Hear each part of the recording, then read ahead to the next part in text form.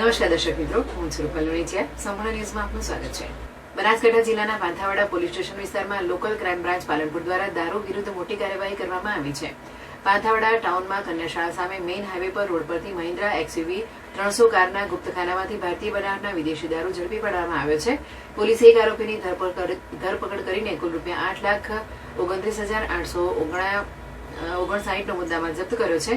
પોલીસને મળેલી બાતમીના આધારે પાંથાવાડા ગામની સીમમાં કન્યાશાળા સામે મેઇન હાઈવે રોડ પર તપાસ હાથ ધરવામાં આવી હતી. આ તપાસમાં આરોપી કનૈયાલાલ ઉર્ફે કનુ કાંતિભાઈ કેશવલાલ પટેલ, ઉંમર વર્ષ 42, રહેઠાણ રાધેકીર્તન ફ્લેટ, રાધનપુર રોડ, મહેસાણા, મૂળ રહેઠાણ કંથરાવી, તાલુકો ઊંઝા, જિલ્લો મહેસાણા, તેની Mahindra XUV 300 car number GJ02EA 0921 માંથી ઝડપાયો હતો. કારમાં બનાવેલા ગુપ્તખાનામાંથી ભારતીય બનાવટના વિદેશી દારૂની 93 બોટલ મળી આવી હતી.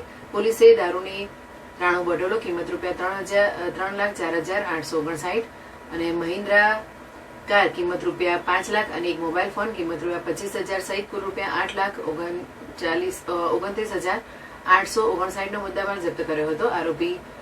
પોલીસે આરોપી કનૈયાલાલ પટેલની કસ્ટડીમાં લઈને દારૂ ભરાવનાર અને મંગાવનાર સામે પાંથાવાડા પોલીસ સ્ટેશનમાં કાયદેસરની કાર્યવાહી હાથ ધરી છે.